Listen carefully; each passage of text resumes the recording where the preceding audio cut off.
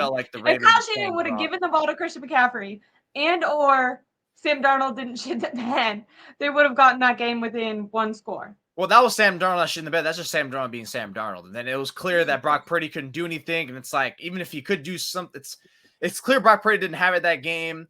And the offensive line woes were not going to make him any better. So it's like, it really was chalked. It was chalked, you know? And as we were talking, I started remembering like, damn, yes, we can blame the Niners and it wasn't their best effort planning, all that such, and that's why I say 75% Ravens, 25% 49ers. So I think we did a good job of me saying why the Niners messed up in terms of Shanahan, maybe call more runs, make it easier on your quarterback so he's not flustered, so he's not getting pressured. But ultimately, it's like the same thing I said to you after the Cleveland Brown games. Like, you get beat. Like, there is another team across from you. Like, we can look at them and be like, okay, credit to them. And I think after the Browns one, it was kind of hard for people to fathom because it's like, it's the Browns. They had PJ freaking Walker. Like, who the hell?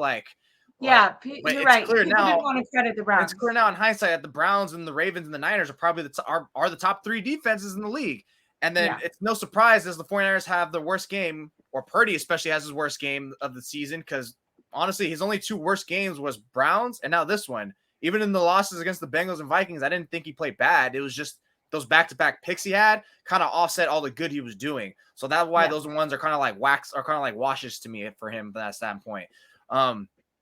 But yeah, it's no surprise that he and the 49ers have their worst offensive outings when you're playing a defense that matches your aggression and intellect and talent. And gotta call it out. It is Kyle Shanahan kind of got taken to the woodshed by the Ravens defensive coordinator.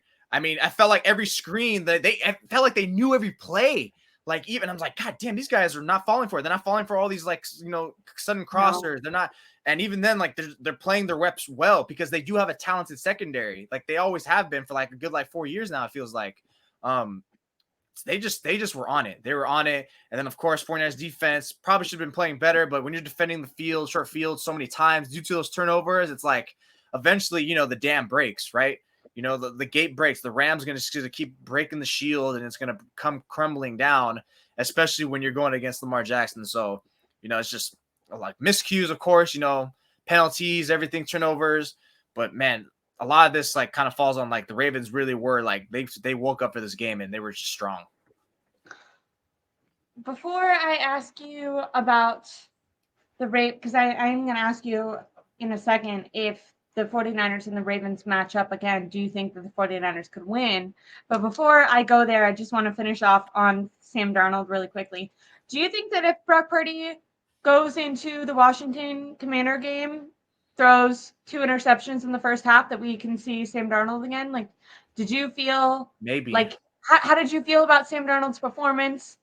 I think I made my position clear, but how did you feel about him? And more importantly, how do you think that Kyle Shanahan felt about him?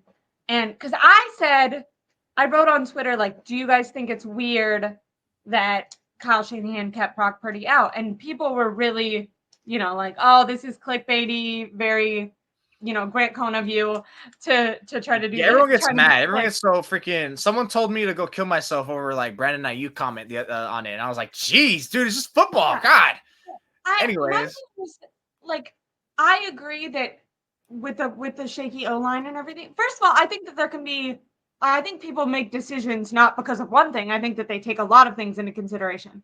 So I think that the O-line was definitely a huge reason. I think maybe feeling like at this point the defense was so tired because they had really held up well for that first half, but they were really showing signs of weakness towards the end with an entire backup offensive line. I kind of felt like Kyle Shanahan decided the game was over at the point that he held Brock Purdy out. Also, Brock Purdy had a stinger in the previous game. So potentially if he puts him back out there and he gets hurt again, then Kyle Shanahan could get criticism for that. People will be like, well, why did you have him in there with all this, So I think that it could have been a lose-lose situation for Kyle Shanahan. But I do think that the question of the quarterback controversy thing is fair, because if Sam Darnold did bring the 49ers back, then I think it is kind of whether or not it's I don't think that necessarily means that Sam Darnold would have started against the Commanders, but I think that then incites if Brock Purdy struggles again. Shorter leash on him. I don't think I say maybe only because like because I mean not like Darnold looked bad. He kind of looked Darnold to me. He looked fine, but it's just if Purdy does like you say have multiple picks in the first half. Especially if they're like his first pick and he still has some accuracy woes, looking a little shaky, then it's like if that's happening against the Commanders, who are probably the worst defense in the league, we've got problems. That got problems. And this is a great comment. It's like I called it a humbling loss in my game story, and also like this loss shouldn't cause panic or reveal anything about the 49ers. If anything, it revealed a lot about the Ravens. And credit where credit is due. They beat you. Because again, like 2, if arguably 3 of his picks felt like lucky in terms of, but that was because like, the Ravens created that luck. They maximized the opportunity to be in those situations and took advantage. Just that to me is just like elite play. Elite defenses, Super Bowl contending defenses do that. And that's what they are, right? So that's kind of interesting, right? Like the Ravens capitalized on the 49ers bad luck, and the 49ers didn't capitalize. Like they had opportunity to kind of come back and capitalize on certain interceptions not being like the defense kept it a close game for pretty much the entire second half. And I felt like that's what the game came down to, is the Ravens capitalizing on opportunity and the 49ers not. Yeah. And it probably would have been different because, if you take those, the Ravens defense really put the Ravens offense in a great situation, having to work around so many short fields, and it's already like done against you. Like you mentioned that Mitch Wisnowski, the 49ers, the Ravens started pretty much at midfield. And it's like, well, that's pretty much easy when you're a good offense like them. Then that's pretty much, that's all you pretty much need to do. But yeah, I just don't. I think ultimately like there's no reason to be panic or concerned, or at least too much drastically. It's fine if you want to have like interesting, like a little chin rub, like okay, like that's cool. But like, oh, this is all bad. Like no, come on, let's chill here. It's only like I think the only way it's like that is like we said, like if they go into that Commanders game looking so sloppy, which they still might, because again, short week, cross country. How do you get up for that game?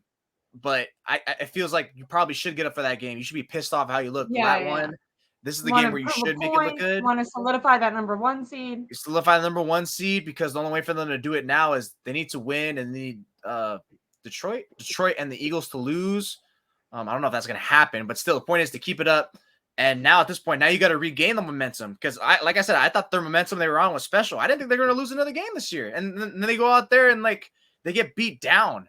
They really got beat down by the Ravens. That's the worst part of it, right? Like, even if they lost, I don't think anyone expected that. Yeah, they lost by like 4, and it was within a score. Even if it was 2 scores of like 10 points, but the fact you went out there and it was like that in that fashion, that like, hey, like you guys didn't perform to your best for much of that game, but also like that's kind of on you and also the Ravens at the same time, if not more so the Ravens, because again, as much as they just maximized they created those opportunities and they took advantage of them. Like, so that's why, like, I see like stats like, oh yeah, the Niners had more yards than the Ravens, stuff like that. But yeah, but